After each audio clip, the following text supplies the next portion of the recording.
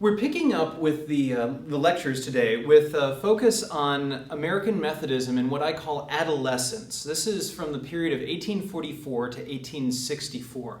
And I call it a time of adolescence because it's a time in which the country and American Methodism along with it are going through some major turbulence as they grow.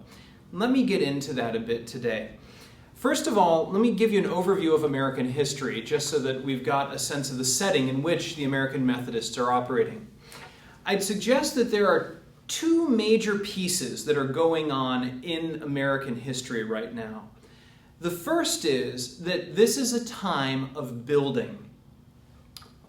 The North is beginning to build in a new capitalist mode. Capitalism was really beginning to take hold in the North, the idea of wage labor. We had discussed before about the yeoman and the idea that the yeoman was able to sort of be self-sufficient within a group of other yeomen in a neighborhood. And now with capitalism really firmly taking hold, wage labor is becoming far more common in the North. The South is building on its idea of King Cotton. King Cotton, of course, is the idea that cotton was the major export and the agricultural export that was made out of the South. And so it's building its strength out of cotton really beginning to grow and develop in the South, and a huge market, particularly international market, that's developing out of that. People are becoming much wealthier and more settled as a result of these two things in both the North and the South. Moreover, the nation as a whole is building by expansion. Remnants of Manifest Destiny, which had began back in the 1830s, and that argued, if you'll recall from your high school textbooks, that God had established the United States so that it was appropriate for the U.S. to go out and to claim the entirety of the North American continent. The remnants of that Manifest Destiny were still at play here in these late 1840s on to the 1860s. What they were doing is causing the United States to become somewhat colonial in their process.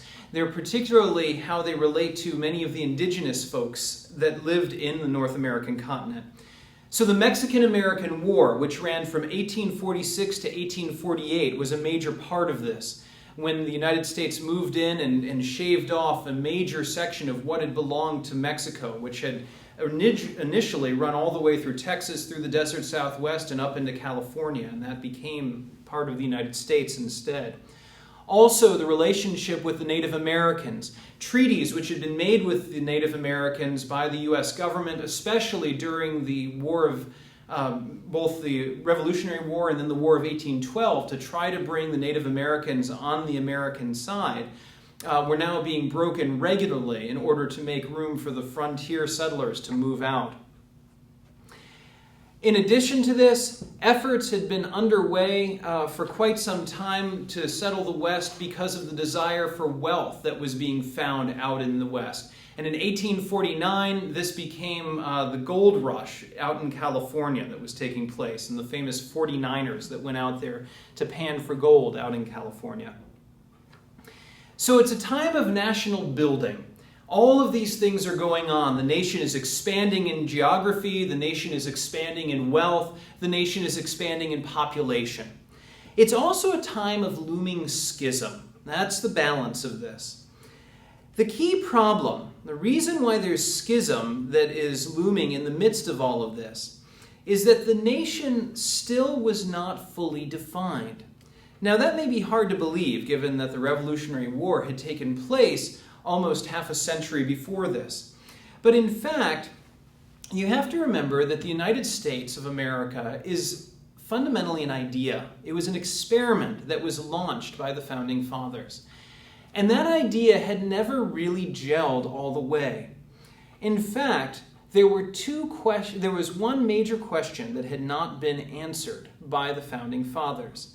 And that was whether or not the United States would be a slave-owning nation or not. You can see the ambivalence of the Founding Fathers with what was called the Three-Fifths Compromise.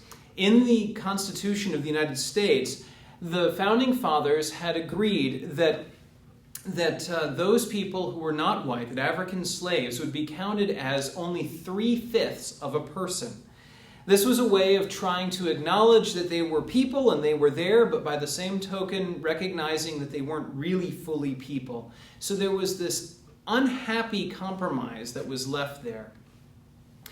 And with that compromise, two very different ideas of what the United States had come into existence.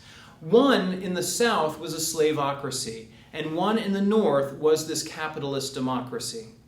Now, a slaveocracy is a way of organizing life in which wealthy people of a specific race, in this case wealthy whites, take precedent by drawing their wealth from the hard work of a much larger group of people of a different race, in this case the African slaves. The idea of this is that those who are left at leisure, the wealthy whites, are then free to pursue the finer things of life, to become more educated, to be able to explore the deep mysteries of life. And in doing this, they believed that the United States could move forward and become a remarkable nation because there were these genteel people who were given the freedom to be able to explore that. Of course, that happened at the expense of a vast number of people remaining uncompensated and living in squalid conditions and creating the wealth for those few at the top. The flip side of this in the North was a capitalist democracy. A capitalist democracy is based at least on the theory of equality of all people. All people have the opportunity to be able to engage in the marketplace. All people have the opportunity to be able to build themselves up in their social status. So as opposed to the hierarchy of a slaveocracy that says there are just a few at the top and many at the bottom, everybody instead has an opportunity to make their way to the top, potentially in the capitalist democracy. The argument there is that there is greater strength in that because more people are working to reach a higher level, and that will lead to a stronger nation in the end. So you have these two very different understandings of what the United States should be, and they're operating simultaneously. For decades, the attempt was made to try to hold the unity of the nation together, even with these two different ideas operating. The 3/5 compromise was the first attempt to do this. However, it was becoming more and more complicated to try to hold the nation together. And the reason for this is that the nation continued expanding, the growth part we were talking about at the beginning. What would happen with these new territories that were becoming states?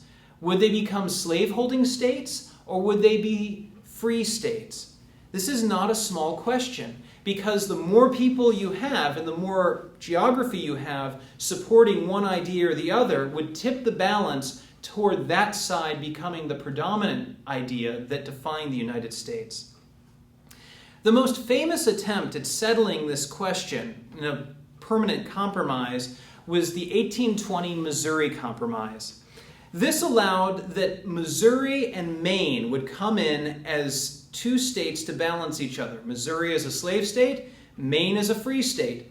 And it argued that every state that came in after that would have to be balanced on each side. So no new state could come in on the slaveholding side without a balancing free state, or vice versa. This was the basic way that they were trying to hold it together through these compromises. The Mexican-American War exacerbated all of this by bringing an enormous amount of territory into the United States, most of which was in the southern part of the United States, even if it was out to the west. Beyond that, not incidentally, the Mexican-American War also helped to train a vast number of American men how to be soldiers during this era. It's interesting to note that virtually every general from the Civil War was a young officer during the Mexican-American War. So now you have a well-trained set of men ready to fight, who know how to fight well, who know the tactics of war, and you've got greater capacity after the Mexican-American War for there to be a battle between the North and the South because of this vast amount of new land that's come into the or that may be coming into the Union. By 1854, then, it's not surprising that the Missouri Compromise was repealed. Instead, what took its place was popular sovereignty, the idea that each state could choose for itself whether or not it would be a free state or a slave state. This, however, also failed. It failed because groups of people from one side or the other would go flooding into a territory that was about to become a state to vote in favor of what they wanted the state to become, either slave or free. Bleeding Kansas is the most prominent example of this. When Kansas was going to be brought into the Union and was voting on it, a whole group of folks who were living in Nebraska, which was a southern state and a slave state, came trooping up into Kansas to vote for it to become slave, even though the majority of actual Kansas residents wanted it to be free. And it led to a whole series of war or little battles being fought all along the edges of Kansas and Nebraska. Further complicating the whole issue of slavery was the Dred Scott case that came before the Supreme Court in 1857. This was based on the situation of the slave Dred Scott and his family, who were the property of a Southern soldier that was moved to the North. This is before the Civil War, remember, so folks were all part of the Union Army. And this was an Army officer who lived in the South. He was from the South. He owned slaves, but he was moved to a Northern post. He brought Dred Scott and his family with him. Dred Scott went and sued, saying that he should be set free because they were now in a free state. This went before the Supreme Court, and ultimately what the court ruled was that Scott had no right to bring suit because he was a slave, and slaves had no right to the judicial system. In effect, what the Dred Scott decision did was to legalize slavery in all of the states, North and South then. Even though there were no slave markets in the North, still slaves could be brought to the North and could be kept in the North, and there was no way of them appealing their situation. Ultimately, the mix of all of this causes the compromises that are attempted to fail. This will lead to the secession of the South in 1861, and finally to the Civil War, which lasts from 1861 to 1865.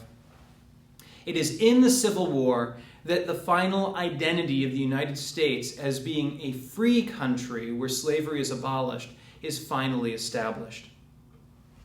It's an interesting side note, by the way, that during the Civil War, of course, is when the Emancipation Proclamation is made by Abraham Lincoln. It went into effect on the 1st of January, 1863. And that Emancipation Proclamation was historically linked to Methodism.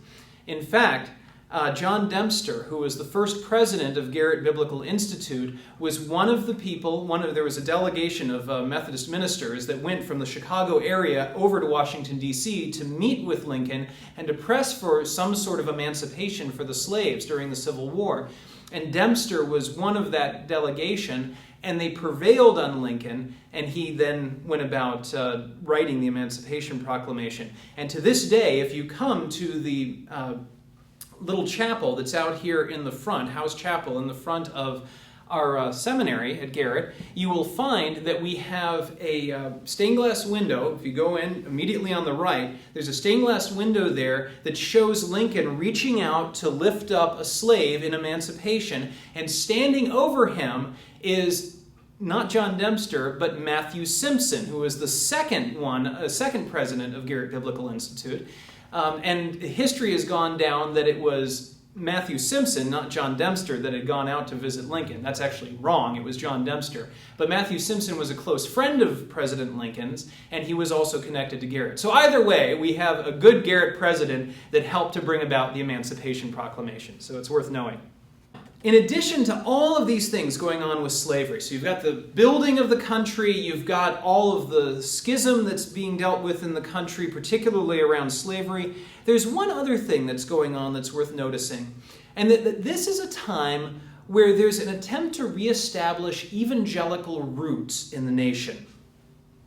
The Second Great Awakening, which we mentioned in the previous lecture, had thrived on the frontier and had found its greatest expression in the camp meetings, these grand meetings where all these people would come together with a lot of emotion, and they would get together and they would find Jesus and they would cry out for assurance and they would find sanctification, wonderful sorts of things. But by this point in the history of the United States, the Second Great Awakening had pretty much died away, and camp meetings were becoming less and less common. Really, they only continued to exist way out on the western frontier in what would become the Wild West after the Civil War. So you're talking about out near the Rockies in that area. I'm pointing this way because right now where I'm standing, that's west, so that's why I'm pointing out there. However, there were a growing number of young men, you'll recall, that had been moving to the cities because of the agrarian crisis. Well, now we're in the second generation of these young men, and the cities are growing more and there are more and more young men that are there.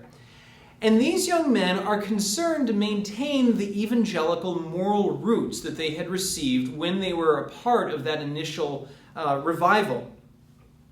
And so in the cities, you begin to have voluntary organizations that are meant to help people maintain their spiritual and moral roots developing. Organizations like the YMCA come into existence, and they give young men a place to go where they can be surrounded by others who are like-minded and they can escape vice. Likewise, businessmen are becoming concerned with the urban lives that they're living, that they're losing their spiritual power, that they're losing their moral compass by being stuck in these very formal business settings in these new cities. And so they begin to want to turn back to God. This leads to, in 1857, a revival breaking out. It's not as well known as the Great Awakenings, but the revival of 1857 was essentially the businessman's lunch revival. That's what it was often called. Because it focused on groups of businessmen gathering together at churches on their lunch hours to pray. The rise of the holiness movement is also a result of this. Now, the holiness movement found its source in the Wesleyan theology of sanctification, and was an example of how people who were seeking to find spiritual power in the midst of their new urban lives could gather together and be informed by the Wesleyan revival even at this late date. Unfortunately, that revival, the holiness piece of the revival, would lead to schisms in the Methodist Episcopal Church, and we'll talk about that in a little bit. Given all of that background, you have the growth of the country, you have the schisms that are looming in the country and eventually would take place in the Civil War, and then finally you have this desire to try to reconnect with the evangelical fervor of the the Second Great Awakening within the cities. What's going on with the Methodist Episcopal Church?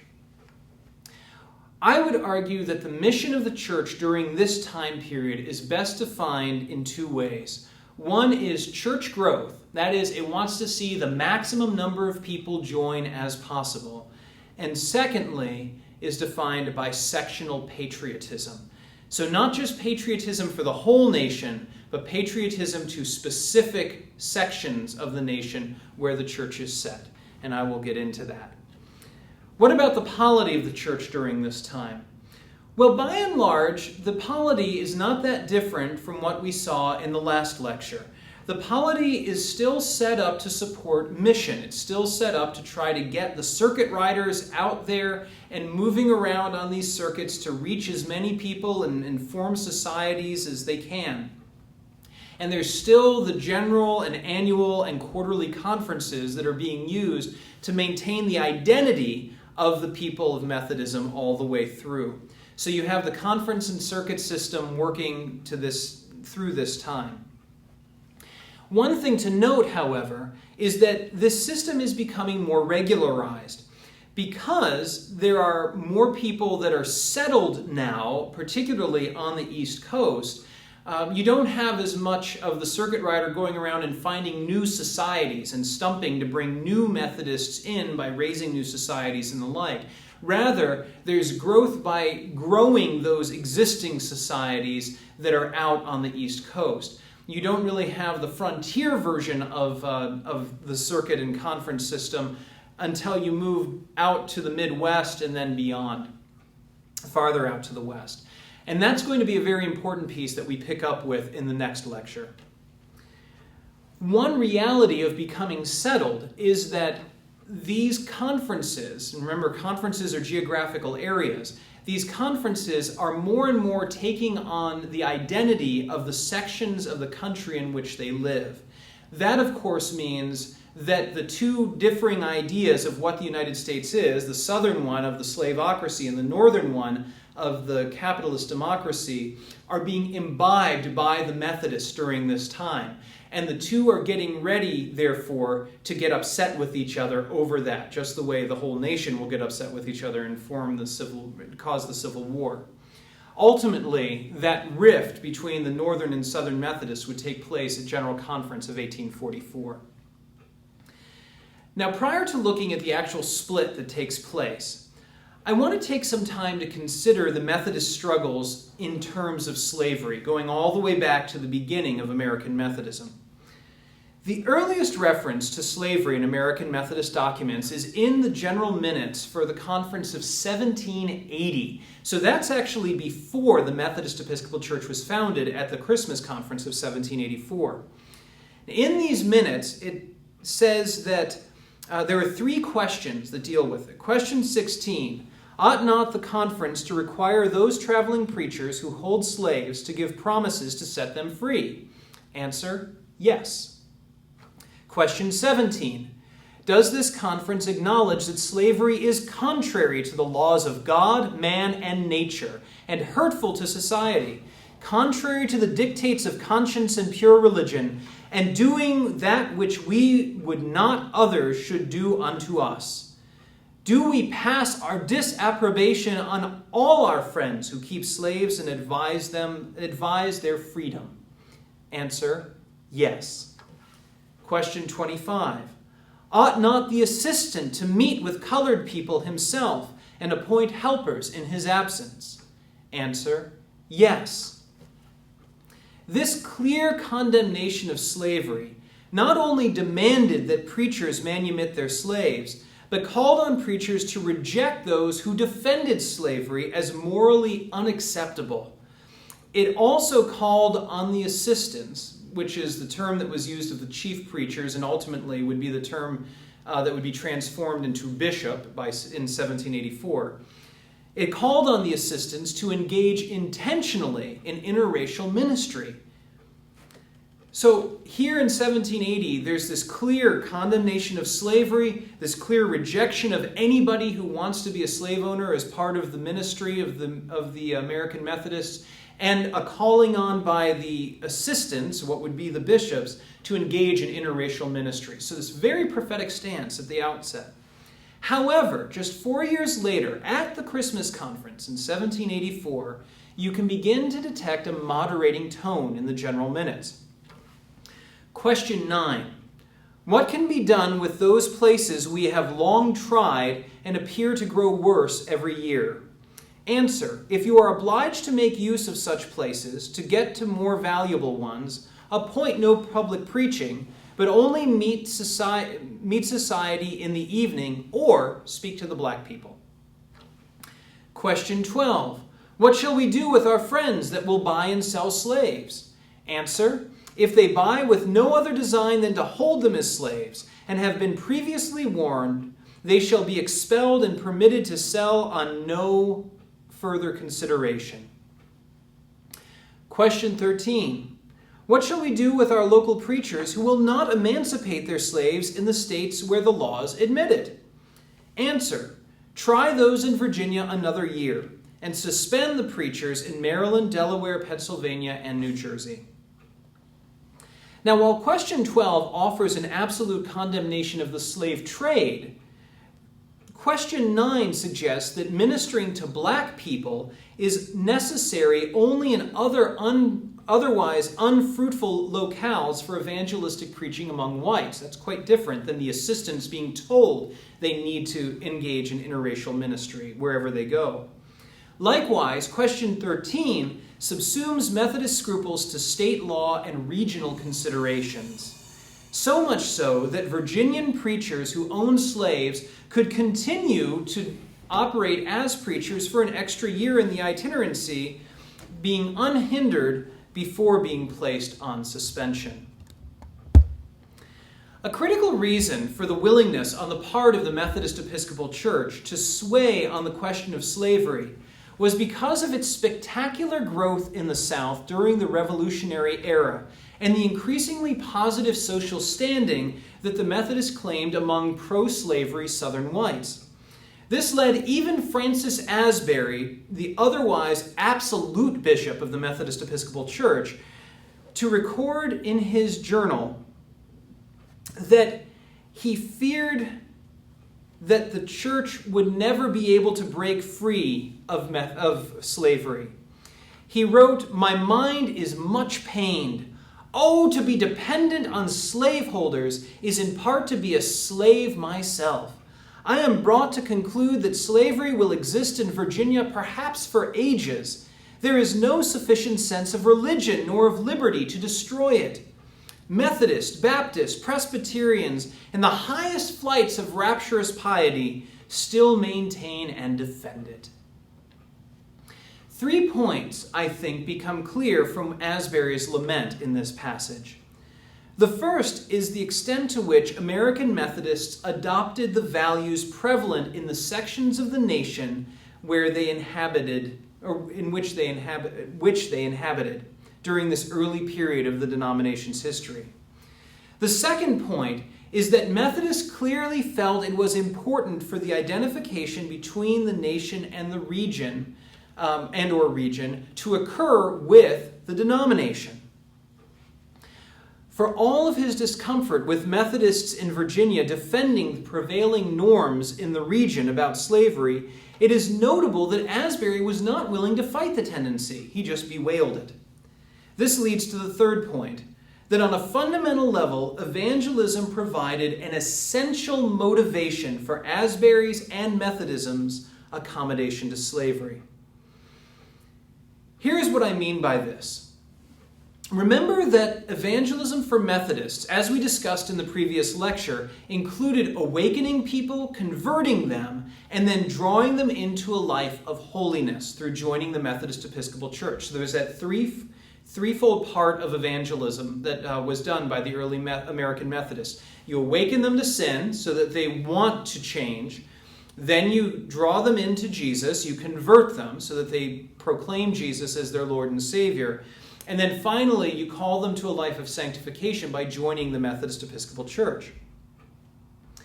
An unintentional side effect, I believe, and this is my reading of it, so you may have others that disagree, but you're getting Teasdale's point of view here. An unintentional side effect of this was to emphasize the number of members brought into the church. So that's the number awakened and converted, and not really focus on then the number that were sanctified.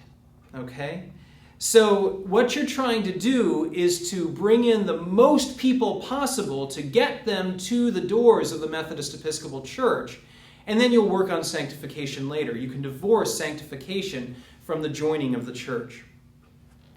As a result of this, Asbury and a great other many Methodists, I think, came to believe that dealing with slavery, or any other morally contentious issue, as it might be, should be an issue that was dealt with at the back end of evangelism. So first you draw the person to faith. This is the idea here. First, what you want to do is awaken them, convert, and before it was sanctify / make them a member of the Methodist Episcopal Church, or the MEC.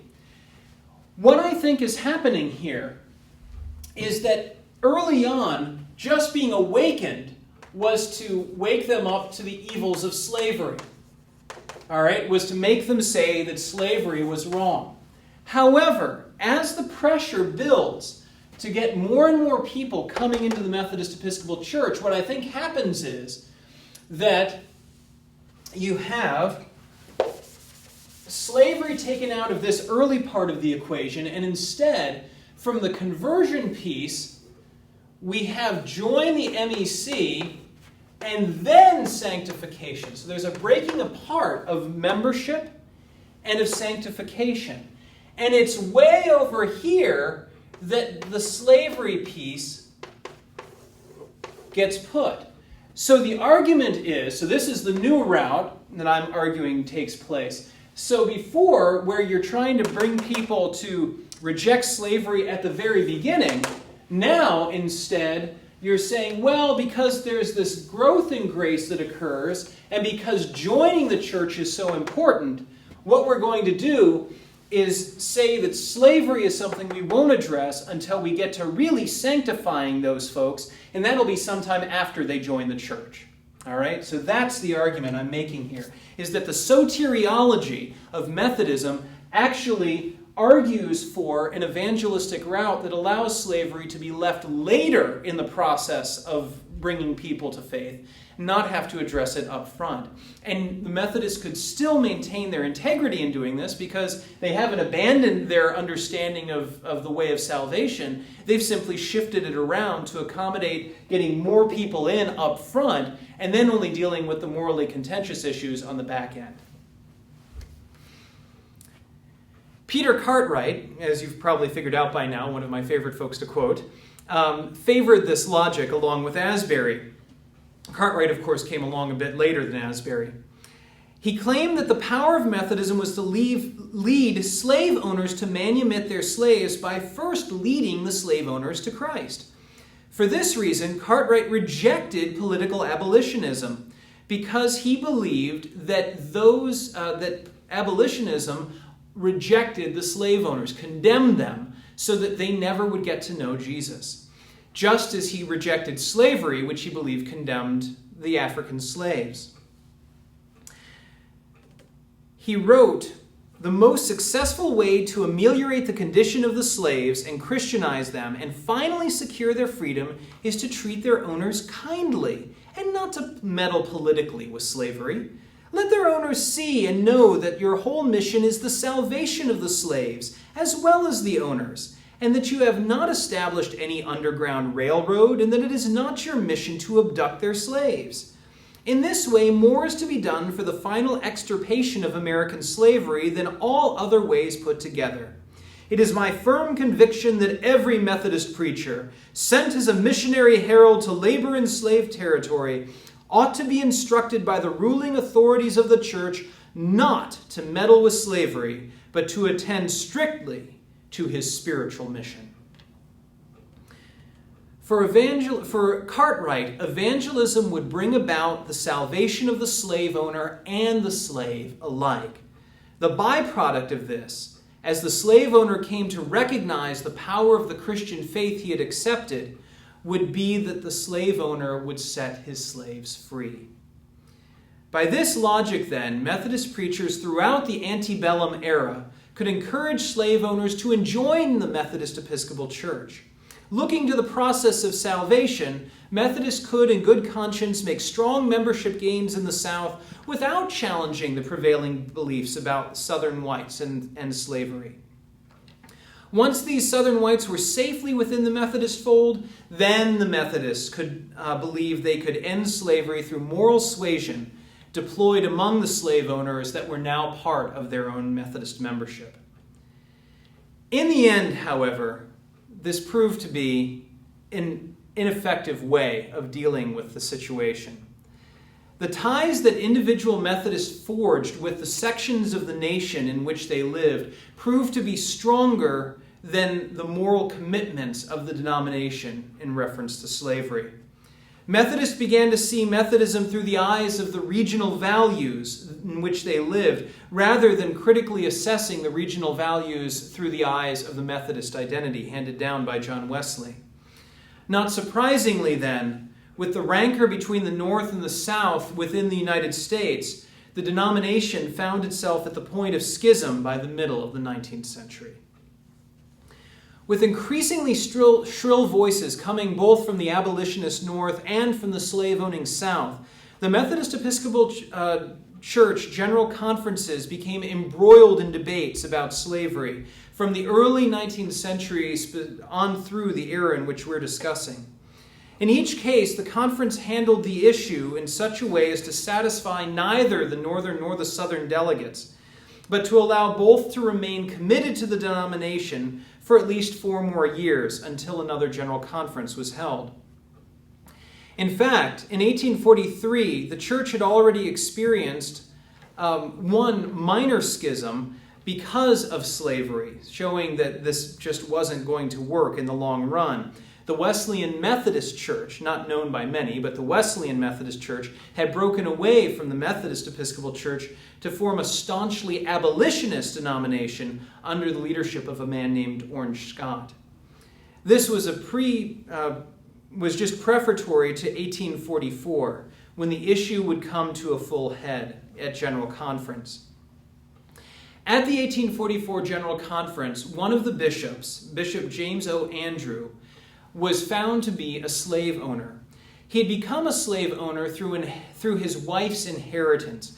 His wife's father had owned slaves, and when his wife's father had died, his wife had inherited those slaves, and since women could not own property, those slaves became the property of Bishop Andrew. At the 1844 General Conference, the northern delegates, upon finding out that Bishop Andrew was a slave owner now, moved quickly to censure the bishop on this point. They succeeded in passing a resolution that called on Bishop Andrew to, quote, desist from the exercise of his office so long as this impediment remains. All right, now let me unpack that just a little bit. Remember during this time that bishops were what we call general superintendents. That meant that a bishop didn't stay in a specific conference. That wouldn't happen until the early 20th century. Bishops who were elected itinerated around the entire denomination, even overseas, when overseas conferences were established. This meant that a bishop had to be equally acceptable both to the southern conferences and the northern conferences, because the bishops would operate in all of them, moving from conference to conference, wherever his circuit happened to take him, and leading the annual conference sessions in those conferences. So when they say that there's an impediment, what they mean is that this bishop will not be able to serve effectively in the north because northern churches are abolitionist. And to have this southern slaveholding bishop presiding at annual conference will hurt the northern church. And people in the north will see that there's a southern slaveholding bishop that's holding conference up there, and they're going to begin to abandon the northern church, and the Methodist Episcopal Church in the north. They're not going to want to go there. And so church growth will be stymied in the north because of this slaveholding bishop. That's their point. This action, this resolution they passed, incensed the southern delegates, who after an evening of caucusing together with Andrew, so church caucuses go a long way back. It's not something we just created recently.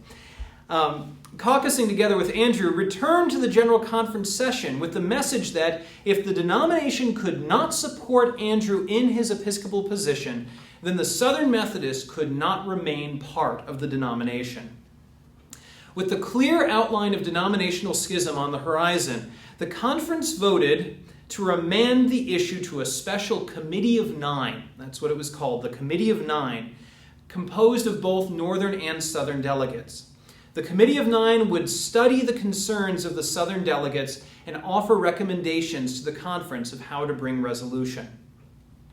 The Committee of 9 returned with what has become known as the Plan of Separation, which made allowance for the development of a separate Southern Methodist Episcopal Church, along with means to divide the clergy, the members, and the various denominational resources between the existing Methodist Episcopal Church and what would be the new Southern Methodist Church. This plan, we should note, was accepted by an overwhelming majority of the General Conference delegates, and as a result of it led to the creation, 2 years later in 1846, of the Methodist Episcopal Church South. Actually, they got together in 1845, but they held their first general conference in 1846. It also became the foundation for a high level of animosity between the Methodist Episcopal Church and what would become the Methodist Episcopal Church South, as each denomination interpreted the wording differently behind the plan of separation. Very briefly, what happened was this. The plan was passed by the General Conference. However, it needed to be ratified by all of the annual conferences between 1844 and the next General Conference in 1848. It was not. In fact, it was resoundingly voted down. And as a result of that, the General Conference of 1848 absolutely and unequivocally condemned the creation of the Methodist Episcopal Church South, which had happened in 1845 with their first General Conference in 1846. So you've got this process. Let me just put it down here to make it easier to track. 1844, the General Conference and the plan of separation.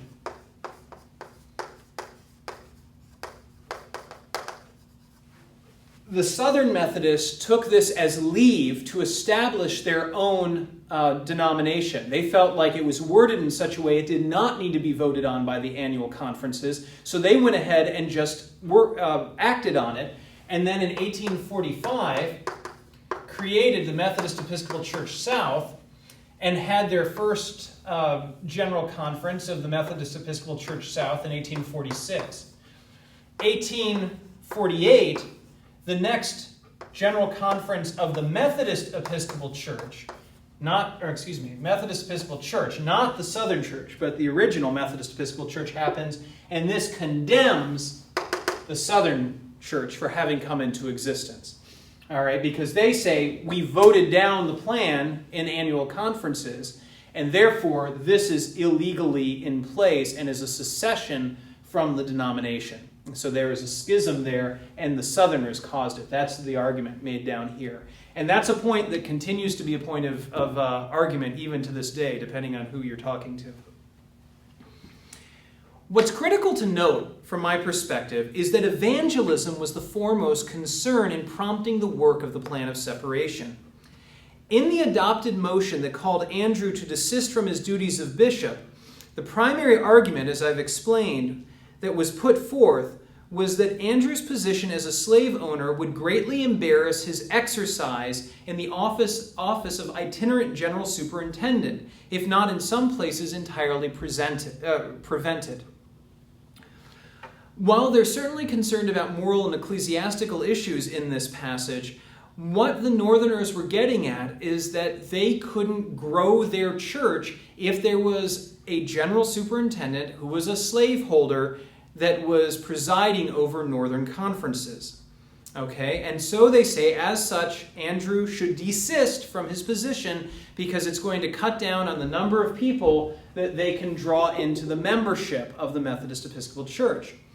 The Southern delegates countered with very much the same logic, just turning it around from their perspective. They responded with a memorandum that said, "The continued agitation on the subject of slavery and abolition by a portion of the church renders a continuance of the jurisdiction of this General Conference inconsistent with the success of the ministry of these slaveholding states." Their argument, by using the language of success, was that if General Conference continued to argue that abolitionist concerns needed to be taken into account by the whole church, then they're going to hurt the capacity of the Southerners to draw people into membership of the church. Because remember, slavery had been pushed way off here. And they're saying, no, we ought to just stop having all these abolitionist ideas from the General Conference. Otherwise, it's going to hurt our ability to bring in Southerners into our church. Because after all, Southerners are pro-slavery, and we don't want to just reject them out of hand. So both sides are making the same argument. We need to get rid of the piece that will stop us from allowing the church to grow effectively in our section of the country. What becomes clear in this give and take is that the delegates from the North and the South were so wedded to the notion of evangelistic work that emphasized people coming into the church over sanctification and what we would now call discipleship formation, that they believed their respective capacities to be effective in this work was impossible short of a radical change in the polity that got rid of one side or the other. And that's effectively what they did with the schism that they brought about. The result of all of this, ironically, was actually to bring about a terrible witness for the church overall. It was an acrimonious legal dispute that took place after 1848, because what happens is the Methodist Episcopal Church says, well, this was illegal, they shouldn't have broken away, therefore we're not going to divide up the clergy and the resources and all that the way we said we would. The book concern was the main issue here, because remember, there's this big publishing house, and circuit riders used to sell the books that as they went around in their circuit, and that meant that the Southerners had raised a lot of money for the Methodist Episcopal Church by going around and selling the books of the book concern. And the Southerners wanted that money. And the Methodist Episcopal Church said, no, you broke away illegally, so you can't have it. Ultimately, they take it to the Supreme Court, and the Southerners win, and they get about $1 million. And remember, this is pre-Civil War money, so that's an enormous amount of money. They get about $1 million that's taken out of the northern coffers and put in the southern coffers. And that just leads to a terrible situation of anger between the two sides. And it also leads to a terrible witness before both the North and the South. That's the other thing. It hurt the witness of the church. So the very thing that was supposed to be evangelistically effective by separating ends up hurting the evangelistic witness of the church, because everyone in the nation sees what's happening and they realize that the church is not a place of charity or love or reconciliation, but a place of just crass grasping after what will help them succeed the best. Probably the saddest of all testimonies to this was Henry Clay, the famous, by this time, quite elder statesman in the Senate, who makes the comment that if the churches cannot stay together, what hope does the nation have of staying together? Entangled in the sectional divide between the Methodist Episcopal Church and the Methodist Episcopal Church South was the African American population. It is to this history that I now turn in the next section of the lecture. What made the Methodist Episcopal Church's situation in relation to the African Americans so complicated were the strong ties that the denomination had forged with the African American community during the denomination's early years.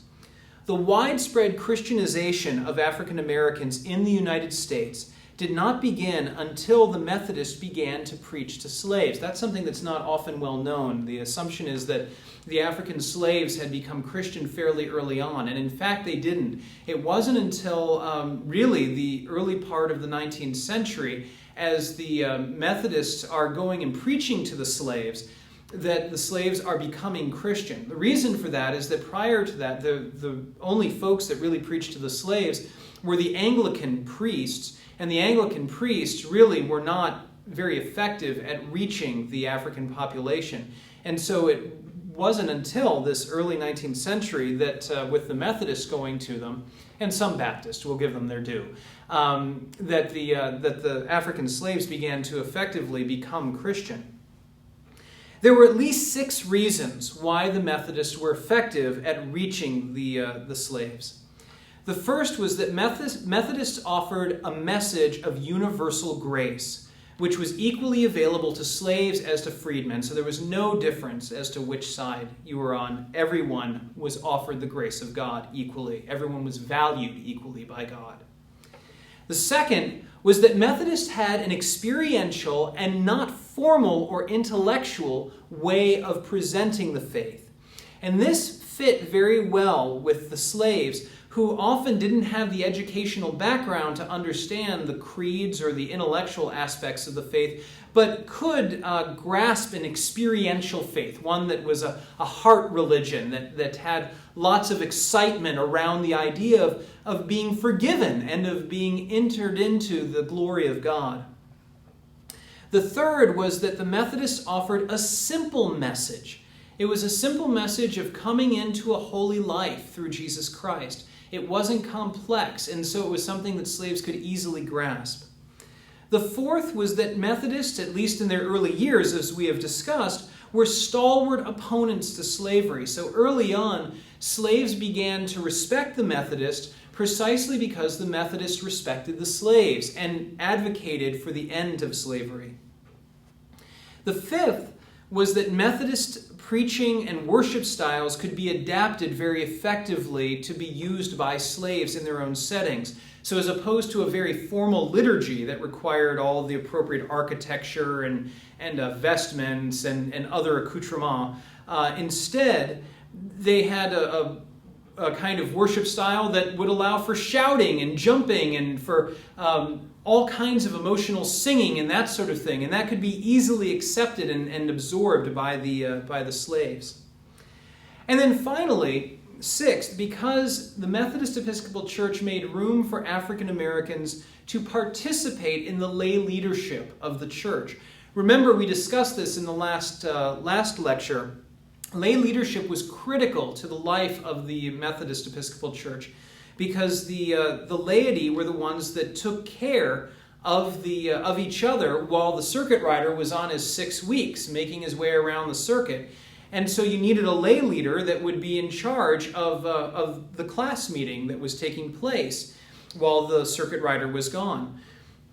And the circuit riders were willing to appoint African slaves as their own as lay leaders among new classes that had been formed among the slaves. So you had slave classes that then had class leaders who were also slaves.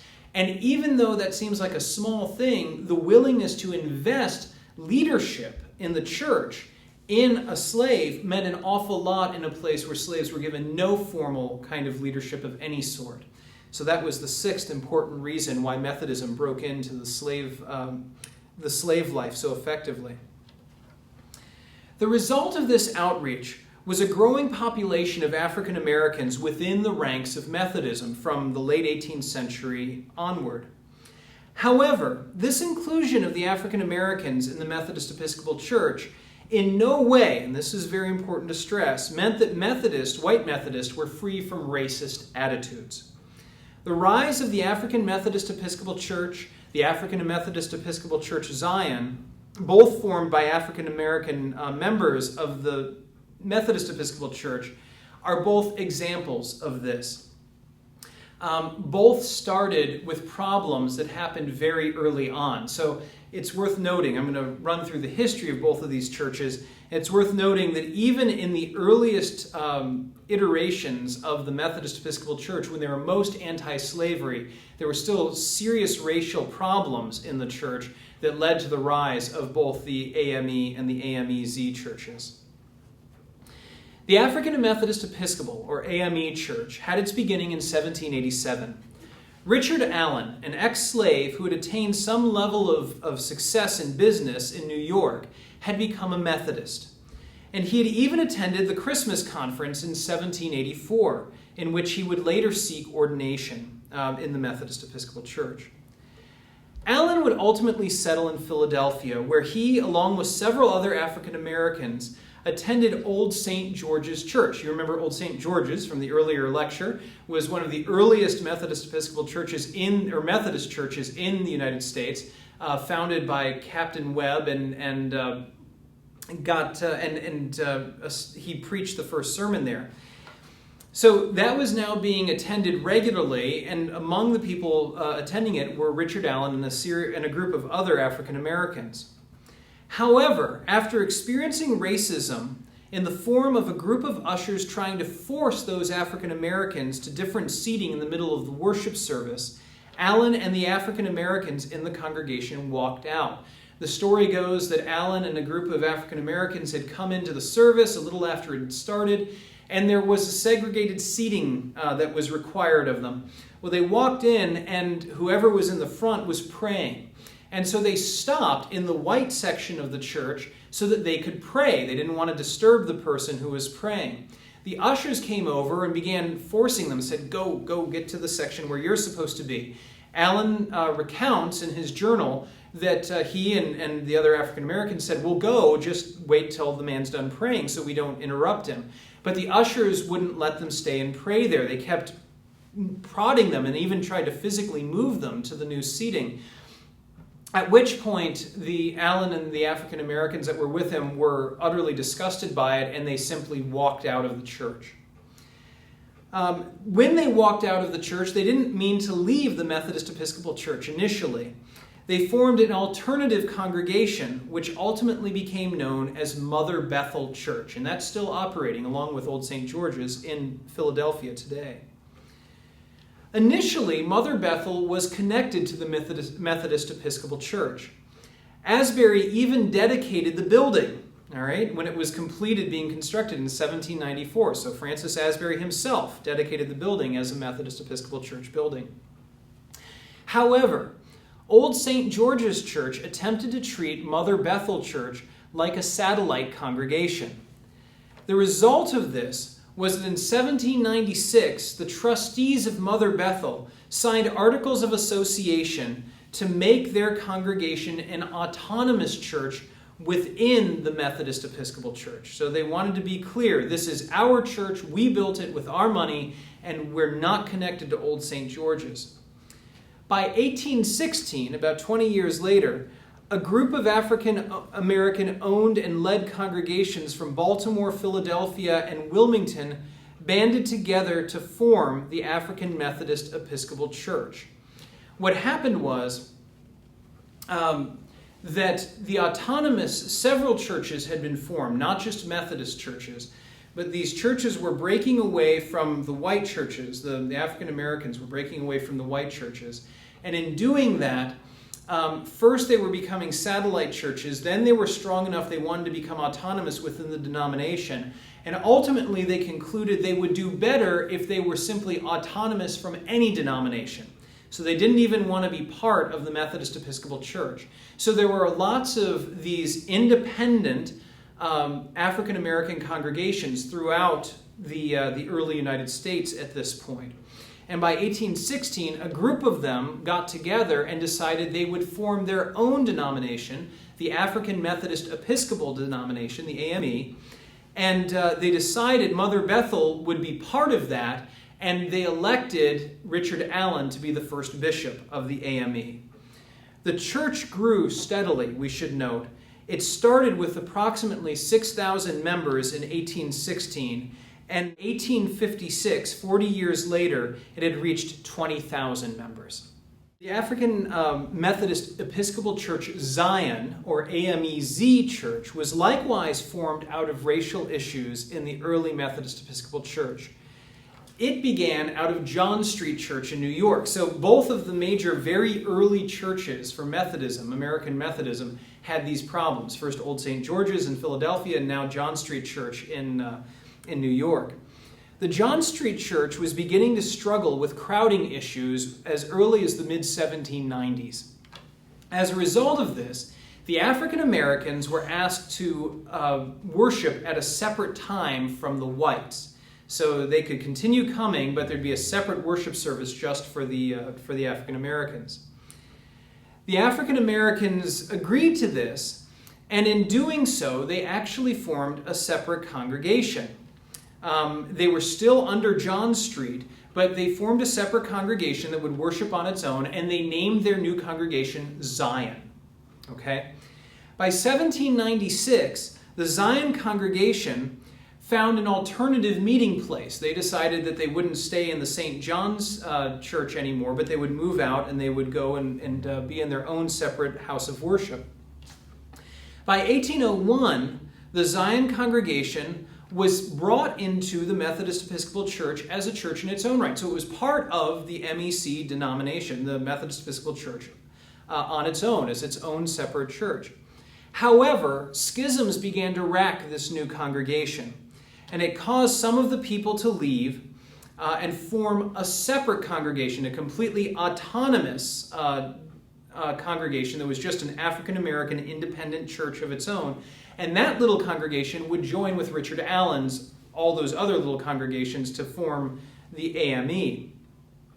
Those who remained in Zion, in this Zion congregation, ultimately concluded that they also would be better served if they were in a denomination that was separate from the Methodist Episcopal Church. and they also did not want to join the AME.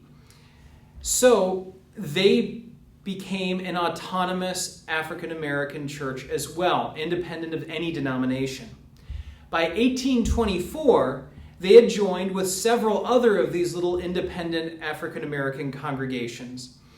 And they made an effort initially, after they had formed their own little conference, to try to go back to the MEC, to the Methodist Episcopal Church, as an all African American conference. So it's an interesting move that they made. They wanted to be a conference that was just made up of African Americans and join the General Conference of the Methodist Episcopal Church. The Methodist Episcopal Church rejected this idea, and so instead, this little conference of African American churches decided they would form their own denomination and voted to become the AME Zion, or African Methodist Episcopal Church Zion. There's one other all African American church that's worth noting, even though chronologically it doesn't fit here. It didn't come into existence until after the Civil War. But that is the Colored Methodist Episcopal Church, the CME, which later would be renamed and is named now the Christian Methodist Episcopal Church. The CME Church came into existence when the Methodist Episcopal Church South, so this is the MECS, leadership at its 1866 General Conference. All right, so this is after the Civil War. That's the key thing to keep in mind. The MEC South, the Southern Methodist, were shocked to find, as strange as that may sound, but were shocked to find after the Civil War that the African American members of the Methodist Episcopal Church South didn't want to stay members. They all started leaving. And they didn't understand why this was happening. And so to stop the hemorrhage of African American members, they voted in 1866 at the Methodist Episcopal Church South General Conference to form a separate denomination called the Colored Methodist Episcopal Church. That separate denomination would be entirely populated by those African Americans who had stayed in the Methodist Episcopal Church South. So by 1870, the CME Church had actually come into existence. 2 white bishops from the MECS were sent over to help it get it started at its first general conference, and they consecrated some bishops, African American bishops, to oversee it. And once they did that, the white bishops left, and it was an all African American denomination. Historically, the CME has struggled. It struggled because in some ways it's seen as the most, the African American church that most acquiesced to white leadership of all of the African American churches. And so it agreed on some level with the racism of it being pushed out. But it's also remained the smallest of the dedicated African American Methodist churches.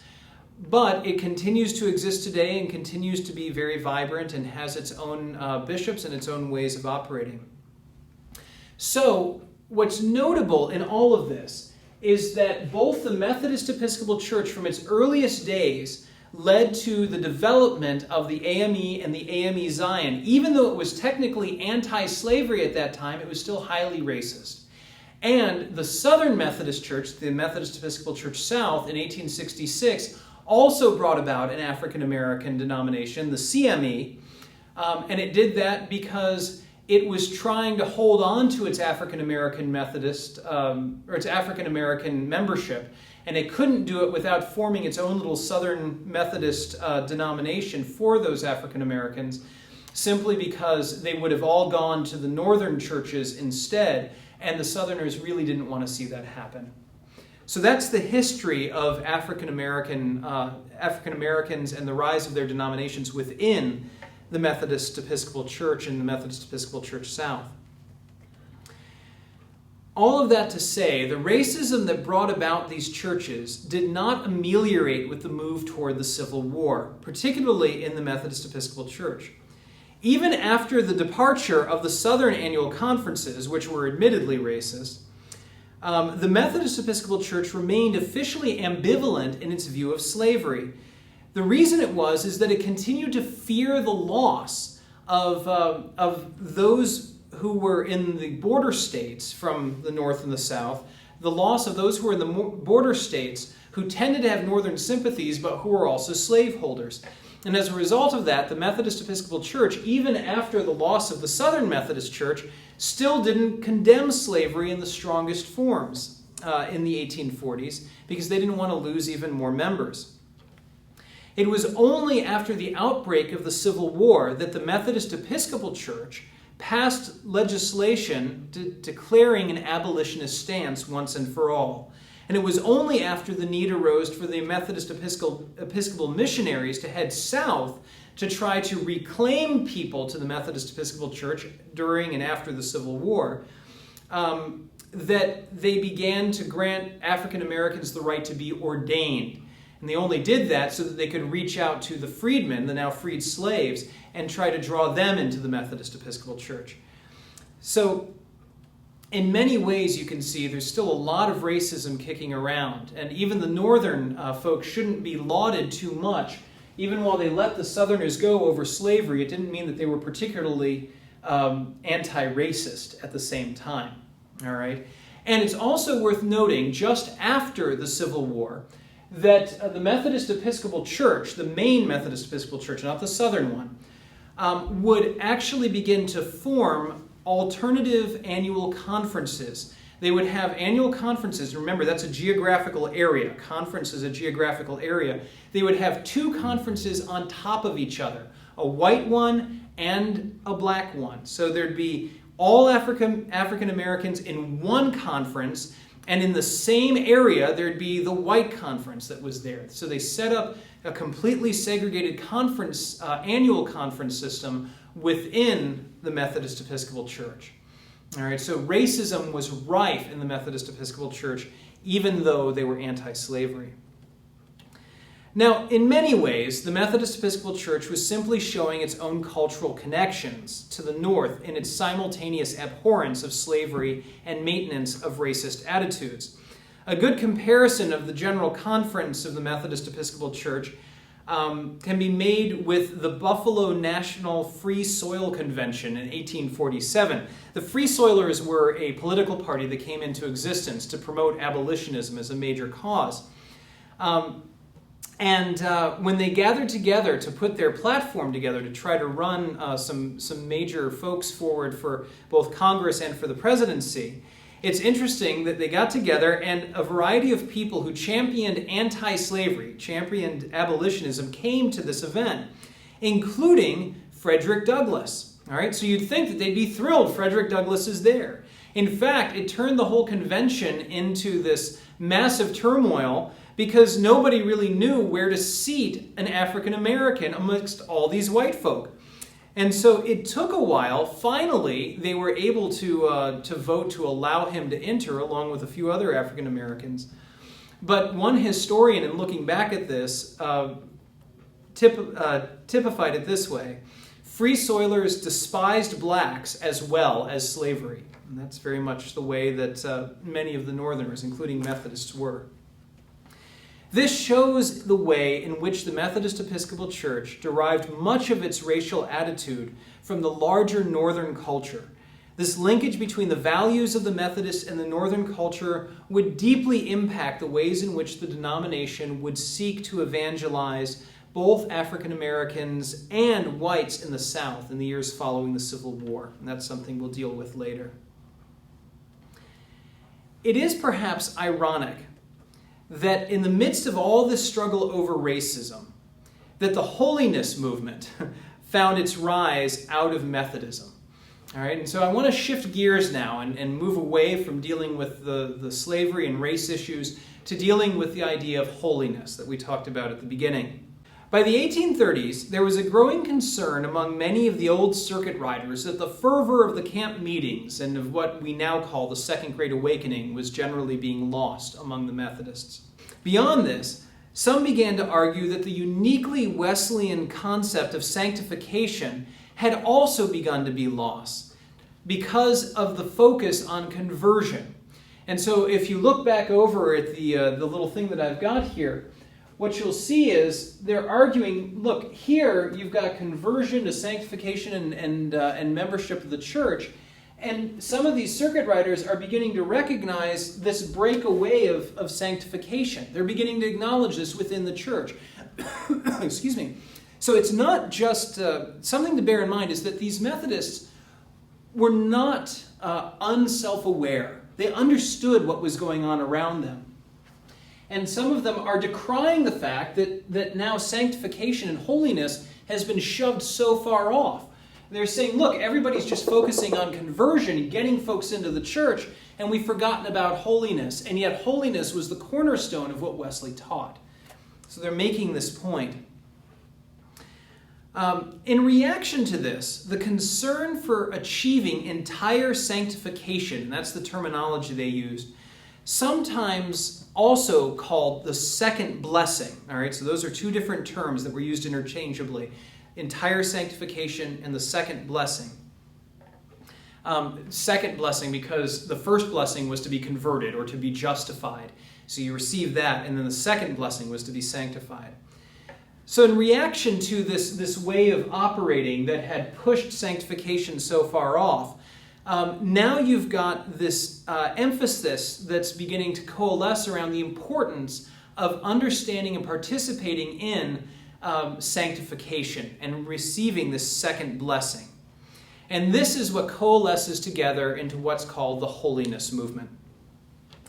By the 1850s, the holiness movement would be ecumenical and would help to influence the creation of the 1857 revival that I had described earlier around the businessmen's lunch hours. By the 1870s, those who held to the holiness theology were in such significant disagreement with the denominations in which they were members that they would ultimately leave those denominations and form their own denominations. The Church of the Nazarene is the best known example of that. It was the largest group, and they all left from the Methodist Episcopal Church to form that. However, we'll get to that in next week's lecture. What we want to focus on for the moment is how did the development of the holiness movement take place? The best known Methodist involvement with the holiness movement came through the person of Phoebe Palmer. Phoebe Palmer was a woman who was born in 1807, and she grew up Methodist, but she had this deep distress within her. She wanted to know desperately that she had been accepted by God. This came partly from the fact that she had some very serious miseries in her own life, including the deaths of two children. She had a little son who died of an illness, and she had a little girl who died horrifically in a fire. The girl was in her crib, was fine, and the nurse was putting some mosquito netting over the crib and put a candle too close to the mosquito netting. The netting caught fire, and they were incapable. It got tangled around the crib. They couldn't get it off, and she watched as her daughter went up in flames. It was a terrible, terrible experience for Phoebe Palmer. And so she languished with this. I mean, she had this terrible sense of all of this misery she had lived through, and she wondered, did God hate her? Did God reject her and put her through this misery?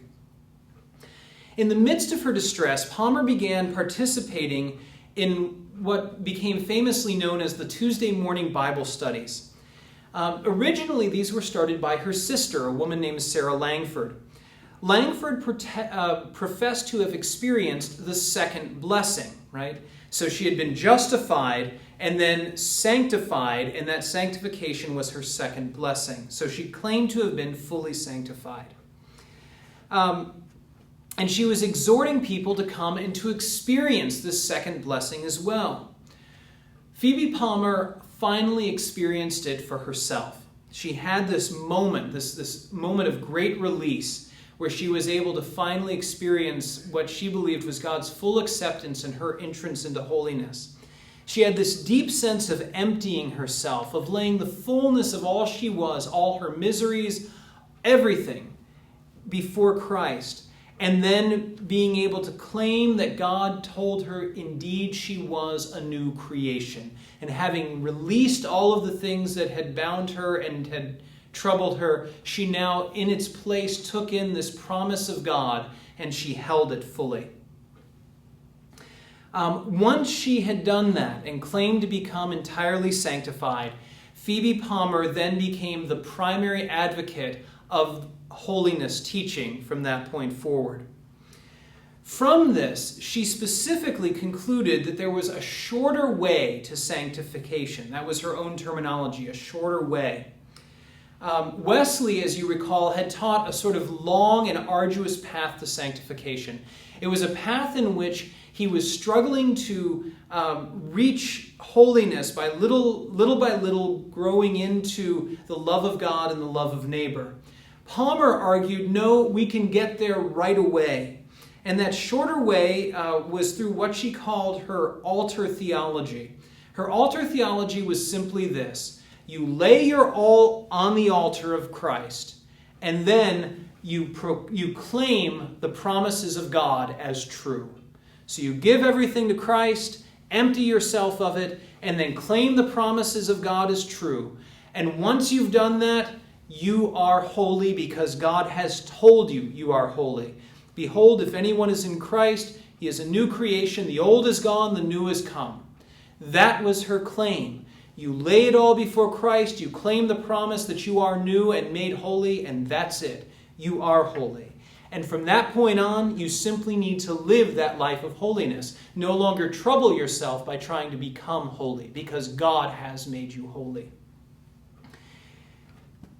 She did demand, however, that you show those signs of holiness. If there wasn't the appropriate moral sign of holiness, then she would argue that somebody had indeed lapsed in their holy life. She herself wanted to make sure that she demonstrated those moral signs of holiness.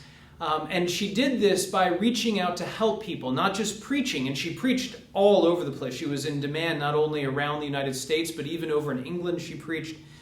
But she also sought to help people physically. Her husband was a physician. And so she and her husband would often help people who were physically in need.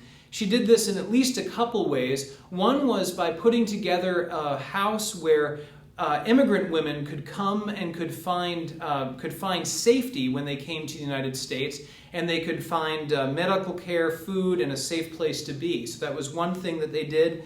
Also, they helped with shipwrecks because they lived in New York and they were right there on New York Harbor. They were often the first to respond if there was a shipwreck, particularly among people who were immigrating to the United States on the big ships that were coming in. They would, Phoebe Palmer and her husband would be among the first responders to get out there, to pull people out of the harbor, to offer first aid as they could, and to make sure that people were warm and cared for and had somewhere to go. So she wanted to make sure that she demonstrated these things in her own life as well. Phoebe Palmer's teaching on holiness would have a massive impact on the Methodist Episcopal Church. In fact, throughout the 1850s, as Palmer was holding her Tuesday morning meetings when she wasn't out traveling around the United States or England, it was interesting to note that a vast number of the people who would eventually be elected as bishops or as editors of the major news outlets that the Methodist Publishing House was putting out, all studied with Phoebe Palmer. They all were there. There was a time period in which it was impossible to be elected a leader of the denomination if you had not studied with Phoebe Palmer. So her holiness theology was deeply, deeply influential through the Civil War because of that.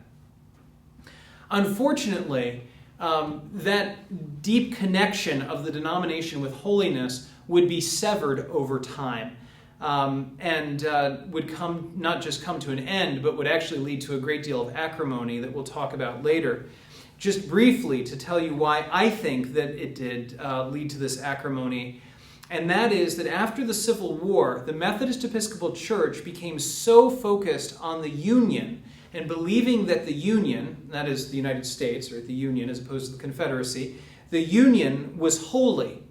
And because its definition of holiness was defined by the civilization that it found within the Union, it began to drift away from the definition of holiness that Phoebe Palmer or even Wesley would have used. The idea of living a new life that's built out of love of God and love of neighbor. And instead, the denomination would take on this idea of holiness being engaged with the civilization of the United States. And with those differing views of holiness, of definitions of holiness, the one that Palmer would have argued for and this new one of civilization, ultimately people who followed those two different paths would just have to separate because they couldn't come together on that definition. I'll talk about that in much more detail in the next lecture. I'd like to end by giving just a few thoughts on the impact of the Civil War itself on the Methodist Episcopal Church. I think that oftentimes we forget that wars have a huge impact on the nations that engage in them, and particularly on the churches. And this was especially the case with the Civil War in the Methodist Episcopal Church. Formerly brothers in ministry, now the preachers of the Methodist Episcopal Church and the Methodist Episcopal Church South were sworn enemies. And so you had that one major change that had taken place. And more than that, what we see, because they could go quickly from being brothers to being enemies, is the capacity of the culture to entwine the identity of both sides of Methodism, both the northern and the southern, such that those identities became defined by the sections of the country in which they were set, rather than by their doctrine. Minimally, the content of Methodist evangelism needed to be modified to fit with this new way of existing, defined by the nation or the section of the nation in which they were. And let me talk a little bit about this specifically in terms of the Methodist Episcopal Church. So, wanting to support the Union, absolutely. It was no longer enough for the Methodist Episcopal Church to convert people by calling them to pledge their allegiance to Christ and then their loyalty to the denomination.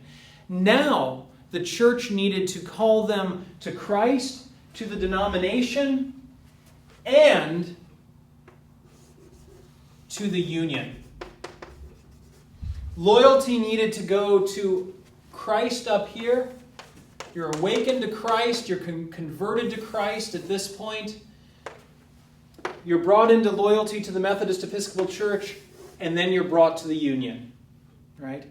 That's the new way that it has to move. And if you notice, if we drop that out of the way for a second, what you can see is that union and sanctification then are put in the same place. All right? And that's a really key piece we're going to come back to. This new evangelistic content in turn required new practices of evangelism, especially practices that condoned converting those who held alternative visions to that of what the United States should be. All right, alternative visions of what the Union claimed, either converting them or, in the case of the Confederacy, which was the clear alternative on offer, to subjugating and destroying them. Okay. The first place the evangelistic emphasis made its impact in the Methodist Episcopal Church was on the content of the messages that the preachers gave within their churches. These called people to commit themselves and substantial resources to support the Union. This in-house evangelism was highly effective on the part of Methodist preachers. According to Abel Stevens, who was an editor of one of the major Methodist Episcopal Church newspapers of this time, and who also wrote one of the early histories of Methodism. He wrote that the Methodist laity enthusiastically complied with the callings of their preachers. Quote, "Not a momentary doubt of the issue or of the struggle or of the destiny of the country was ever noted." And that's how severe this was. They were just preaching it and people were gobbling it up, saying, yes, this is a new part of what it means to be a good Methodist and a good Christian. The enthusiasm manifested itself amongst the membership of the Methodist Episcopal Church by giving generously both of their money and of their lives. They gave their lives through massive numbers of Methodists joining the Union Army. William Warren Sweet, who was a major church historian in the 1930s, recorded that approximately 15% of the Union Army was made up of Methodists, and that the Methodist Episcopal Church lost no less than 61,188 members to death in battle. That's just the Northern Church. That doesn't include the Southerns. They gave their money by opening their pocketbooks in ways they had never given before. I mean, just an amazing amount of giving. This giving first and foremost benefited war effort. And so the YMCA and the Sanitary Commission, both of which cared for Union soldiers, got a lot of money from the Methodists. However, Methodists gave to those to mission efforts that went beyond that of the war as well. Interestingly enough, during this time, they also gave substantially more to denominational foreign missionary work, to the American Bible Society, and to the American Tract Society. In many cases, increasing the amount they gave by tens of thousands of dollars from the time the Civil War started to the time that it ended. Really a quite remarkable thing. They just started giving more and more to evangelism. And you can see how these evangelistic efforts all tie together with the Union, everything. If you're evangelistic in the North, and your Union in the North, you're going to support both because both are all part of the same thing in this way of thinking. The capacity of the Methodist Episcopal Church membership to sustain this level of commitment to the Union during the war can be traced, I think, to the practice of evangelism throughout the early and mid-19th century that we discussed last time. That evangelism produced a large number of converts among the middling Americans and then made them deeply loyal to the Methodist Episcopal Church, right? So in the original process here, these people were they were converted and brought into loyalty to the MEC as part of their sanctification. Because sanctification and the MEC were together, these people were intensely loyal to the church. And so when the church now called on people to give to the Union as part of being holy, there was an enormous number of people that were willing to do that. And they were willing to make that effort. What happens out of this is that the Methodist Episcopal leaders begin to realize that the process they had set up of these societies out here that are connected by circuits, right? So we had to do it the way that you saw it before. You've got the societies connected by the circuits, and then these societies, all these societies are overseen by conferences and general conferences. What they realized is before, all the emphasis went this way: general conference to annual conference to the circuit to the society, and then the little classes that were in. So it was moving, the identity and the manpower was moving down this way. What happens during the Civil War is it turns around. Money and manpower begin flowing out of the classes into the society, out of the societies back into the circuit, out of the circuit back up to the annual conferences, and finally up to the general conferences. And you've got all these little classes that are giving, right? But when you do that, you end up with an enormous amount of resources making your way back up here. And this is something that had never seriously been done before. There had been some fundraising that had been done, but never on this vast level. And so suddenly, the power of this system to grow people into holiness is now recognized for growing the denomination into wealth and into all kinds of resources. And that's something that the Methodist Episcopal Church leaders will take very seriously and grab a hold of following the Civil War. Nor was it only the lay members of the Methodist Episcopal Church who joined in the war effort under the rubrics of the Methodist evangelism. In addition to advocating that their members go to war as members of the Union Army, Methodist preachers in new practice of evangelism by heading to the Union camps with a total of 510 Methodist preachers commissioned as chaplains in the Union Army. It's also worth noting that this is the first war in which the United States had chaplains that the United States government was paying for on the federal payroll as part of the Army. So 510 of those chaplains were Methodist preachers who left their itinerants, their circuits, and went to join the army instead. Their duties included organizing evangelistic services and revivals within the camps, distributing Bibles and tracts on moral living among the troops, and reporting to the commanders on the morality of the soldiers. Often they had to raise funds to purchase their own necessities, and they also raised funds to help provide additional necessities for the soldiers who they served. It's worth noting, by the way, that it was both the northern and the southern folks. The 510 is just from the Methodist Episcopal Church, but the Methodist Episcopal Church South also sent numerous preachers to become chaplains as well. And they had, in fact, from what we can tell, much more rollicking revivals, much more exciting revivals amongst the southern army camps than they did amongst the Union camps. In addition to chaplains, 458 Methodist preachers served in what was called the United States Christian Commission. This was an evangelical relief agency primarily overseen by the YMCA. And what it would do is send preachers for 6-week stints. These are preachers that couldn't afford to leave their circuit full-time or their church full-time, but they could at least go for 6 weeks and serve as an interim chaplain among the camps that were nearby them. These activities brought evangelism fully under the banner of the Union Army. That's the key issue. Because the way evangelism worked, it wasn't just by how the church wanted to run it, the way that it used to be for the Methodists, but now it was run under the rubric of national values in a way that would best support the Army and the Union cause. Another powerful evangelistic tool that the Methodist Episcopal Church deployed during the war was its denominational press. You'll recall that I mentioned before that the Methodist Episcopal Church had an incredibly powerful and very wide-ranging book concern it had developed. That book concern had grown substantially and now put out hundreds of different kinds of newspapers and periodicals and tracts. So it wasn't just publishing books, it was putting out weekly newspapers, it was putting out magazines, it was putting out Sunday school curriculum, all kinds of things. And in fact, the Methodists had the largest publishing house in the United States during this period of time. So if you picked up a random newspaper during this period of time in the United States, chances are it came from a Methodist Episcopal Church publishing house.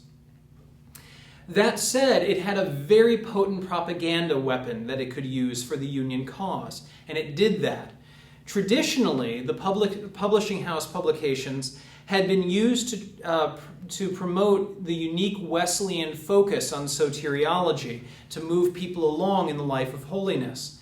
Now it primarily worked to promote the Union causes, to call people into the Union cause, to laud Lincoln and all the things that he was doing, and to denounce the South in all of the ways it possibly could. The denomination was so serious about using its publications this way that it even in General Conference stripped all of the moderate editors, including Abel Stevens, from the publishing house and put in the most ardent pro-Union abolitionist folks that it could find. While the vision that the Methodists were promoting in this evangelism was sectional by its very nature. It had to be, because they were speaking for the section of the United States in which they operated. Nonetheless, this new form of evangelism, of pro-Union evangelism, would make it sound as though the Methodist Episcopal Church was really pushing in order to make the Union as much like Methodism as possible. In fact, what was happening is that a two-way door was opening up. Even while the Methodists were influencing the life of the Union, at the same time, the Union was very much defining what Methodism was beginning to look like. The most explicit connection that we can see that proves this was in the ways that the bishops related to the Union leaders. Two bishops, Bishop Matthew Simpson and Bishop Edward R. Ames, were friends with the Lincoln and with his cabinet. Bishop Ames was friends with Edwin M. Stanton, who was the Secretary of War for Abraham Lincoln. And Simpson, Matthew Simpson, was a personal friend of Abraham Lincoln's. In fact, it would be Simpson who would preach Lincoln's eulogy in Springfield after Lincoln's assassination. What we can see, the change we can see in how that the Methodists were being influenced by the Union, even as the Methodists were trying to influence the Union, can be seen in an 1864 letter that Lincoln sent to the General Conference. He wrote in the letter, "Nobly sustained as the government is by all the churches, I would utter nothing which might in the least appear invidious against any. Yet without this, it may fairly be said that the Methodist Episcopal Church, not less devoted than the best, is by its greatest numbers the most important of all. The Methodist Church sends more soldiers to the field, more nurses to the hospital, and more prayers to heaven than any." What we can see in this is that while Lincoln clearly acknowledges that the Union was dependent on the support of the Methodist Episcopal Church to be successful, by the same token, we can see that the Union was not defining itself by Methodism. And Methodism, the fact that the Methodist Episcopal Church reads this at General Conference and lifts it up as the great accomplishment of the church, shows that instead the Methodist Episcopal Church has begun to define its effectiveness by how well the Union sees it serving the Union's purposes. So in effect, while the Methodist Church is needed by the Union in fact is beginning to define what the Methodist Church understands to be as most essential to its mission. In no small part, what allowed the Methodist Episcopal Church to take such an overt pro-Union stance was the morality they believed the Union symbolized. The Union was anti-slavery, anti-secession, and pro-liberty. These moral stances were good fits with the Methodist heritage, making it easy for the Methodists to take these goals of the Union and baptize them as their very own. Likewise, any alternative vision of what being an American entailed, particularly one that allowed for slaveholding and for secession, was something that Methodists could agree needed to be overcome at any cost. Just as Methodists had counseled their converts not to abandon the Methodist fold for other denominations that would wreck their conversion experiences, so now Methodists could also claim during and after the Civil War that Americans should not abandon the northern vision of what the United States should be, lest both their denominational and their national identities be destroyed. The interests of the Union had become the interests of the Methodist Episcopal Church. Let me just quickly wrap up, as I did with the last lecture, and talk about who was involved in the various ways, just so you've got that as a quick reference point. So among the clergy, who were included? Well, just men at this point still. Women were not. Men were included as ministers, and increasingly they were ministers who were engaged in being chaplains to the culture in which they were set. They were chaplains, either literally chaplains going to war, or prior to the war, they were chaplains in that they listened and championed the causes of the values of the section where they were. And they did that largely because to do it was to draw as many people as possible into their understanding of church membership. All right, so church growth really defined what they were doing. Women were not engaged yet.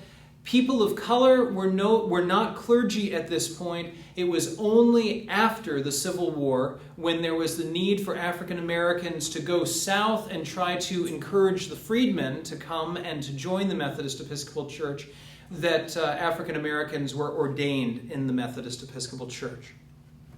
However, African Americans had found their own way by forming the AME Zion, and later on by being participants in the formation of the CME churches. And of course, within those churches, it was entirely African American, and so all the clergy, as well as the bishops, were African American in those denominations.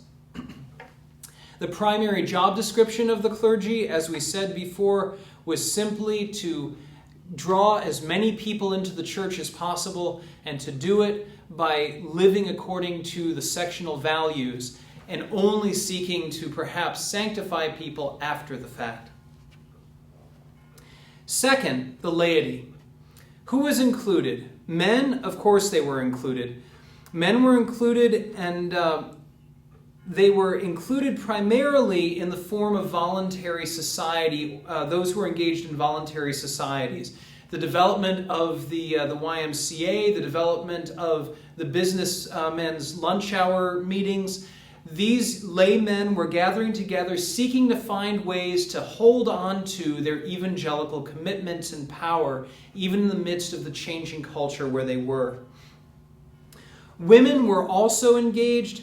However, women, you'll notice, were not as common in this lecture and didn't feature as much. The reason being is that women were moving into a more domestic role by now. The extraordinary role of women in the Revolutionary era of being exhorters and being more prominent in the Methodist movement had really subsided at this point. With men really taking the formal leadership, women had moved back into a more domestic role. However, like Susanna Wesley had done by holding Bible studies in her own rectory, women were beginning to take hold of that domestic role and shape it into a more public form. And so Sarah Langford and Phoebe Palmer show us how through their Tuesday morning Bible studies, they were able to deeply impact the life of the denomination through a domestic role in which they preached about how God called us into holiness through a shorter way. People of color were involved with the laity as they had been before by being class leaders and the like in the Methodist Episcopal Church. However, because of the racism that was becoming evident, especially in the South, but even in the North, they were much less obvious than they used to be. And so, unfortunately, people of color were getting pushed to the sidelines, even though African Americans were right at the heart of all the debates in dealing with slavery. The primary job description of laity during this time essentially was simply to come and join the church, and insofar as they could, to continue growing in wealth and status so that the church could benefit from the giving and the manpower, the energies, and the wealth of these groups as they began to make their way back up into the general church and to enrich the denomination for its larger missional efforts out to the Union. So, we bring an end to the adolescence of the Methodist Episcopal Church. During this time, you can hear the tug of war. It began as an organic American experiment of Methodism with strong Wesleyan ties, with the idea of the soteriology that drove it, the idea that it would reform the nation, the idea that it was in mission to go out and reach people and draw them to Christ.